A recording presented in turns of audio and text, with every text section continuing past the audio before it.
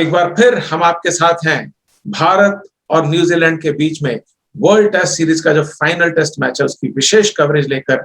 और हमारे साथ आपके फेवरेट एक्सपर्ट हैं श्री नीरज प्रसाद, जो कि आप जानते हैं क्रिक विज में लिखते हैं, दैनिक जागरण में लिखते हैं। और मैं आपको बार बार याद दिलाता हूं, आईपीएल में 29 में से 25 मैचेस की प्रेडिक्शन नीरज जी की सही रही थी। और हम उम्मीद करते हैं, इनका मानना है कि इस टेस्ट मैच में भारत का पलड़ा भारी है। हम मानते हैं और हम उम्मीद करते हैं कि ये जो कह रहे हैं वो बिल्कुल सही रहेगा। नीरज जी, बहुत बहुत स्वागत है आपका। Thank you Dinesh ji. I'm awaiting this match to start tomorrow. Neeraj, कल हमने प्लेइंग 11 दे दी थी और मैंने अपने दर्शकों को चैलेंज किया था कि आप प्लेइंग 11 मिला लीजिएगा न्यूजीलैंड की और इंडिया की, जो हमने इस चैनल पर बताई। अब सवाल है, कल मैच होगा शुरू साउथहैम्पटन में। कुछ ऐसे खिलाड़ी हमारे देश के जो पहली बार इंग्लैंड में लंबी क्रिकेट खेलने जा रहे हैं। तो सर, पहली बात बताइए कि पिच कैसी दिखाई दे रही है आपको? देखिए, साउथहैम्पटन की जो पिच है ये मेरे ख्याल से वर्ल्ड टेस्ट चैंपियनशिप के फाइनल के लिए बिल्कुल उपयुक्त है। It adds swing, it adds bounce, and last 2 days it spins too. Okay, wonderful. Okay, so it's a wonderful pitch. Only thing is you have to play little late. And get close to the body because there is movement. जो इसमें close to the body ball करता है तो आपको थोड़ा late खेलना पड़ता है, बिकॉज बॉल कई बार मैंने देखा है कि वो शुरू में स्विंग नहीं, सडनली स्विंग करती है, सडन मूवमेंट करती है। बिकॉज इंग्लैंड का वेदर भी थोड़ा अनप्रेडिक्टेबल है, तो sometimes it changes and they suddenly, ऐसा हमने बहुत बार देखा है इंग्लैंड के टेस्ट मैचेस में।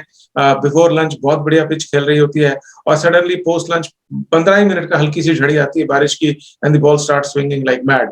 ये बात सही है? नहीं, ये साउथहैम्पटन की पिच मेरे ख्याल से it is going to support good batting, the good batsman only. इसमें यूटिलिटी प्लेयर्स उतने अच्छे नहीं कर सकते हैं क्योंकि some ball will get them. जो टेक्निकली स्ट्रॉन्ग बैट्समैन नहीं है तो उसके लिए तो दिक्कत होने वाली है। तो पिच अच्छी है। नीरज जी का कहना है कि पिच फास्ट बॉलर के लिए भी मददगार है, अच्छा बैट्समैन होगा तो उसके लिए भी मददगार है, और अंतिम 2 दिन स्पिन भी करती है। सर, अब $1 million question, Virat Kohli toss जीतते हैं तो क्या करें? Definitely batting. अगर मैं आपको भारत का रिकॉर्ड बताऊं, यहाँ पे 4th इनिंग में भारत साउथहैम्पटन में 2 मैच खेला था। एक बार 180 पे आउट हुआ था और एक बार 178 पे आउट हुआ था, और एक बार तो उनके पास टारगेट भी सिर्फ 245 था।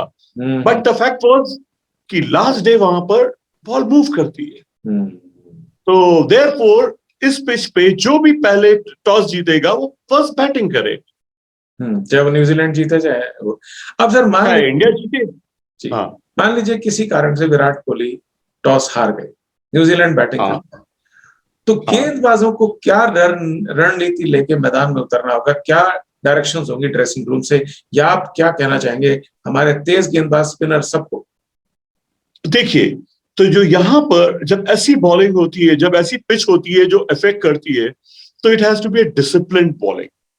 अश्विन ने भी यहाँ पे विकेट लिए हुए हैं, ठीक है, और शामी ने भी 4 विकेट एक बार एक इनिंग में लिए हैं।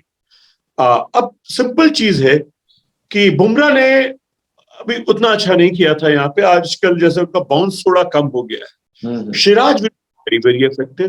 दे have to bowl slanting ball so that if it swings, then suddenly it takes the edge.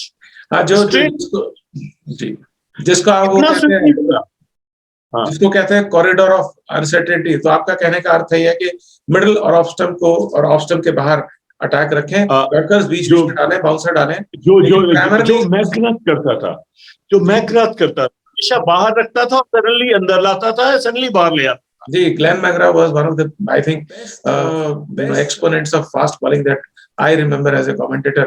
मैंने उनको सर एक टेस्ट मैच में खेलते देखा भारत के खिलाफ। बिल्कुल सपाट पिच थी, पर उसने सचिन तेंदुलकर और राहुल द्रविड़ को ऐसा बांध के रखा है। It was amazing bowling display.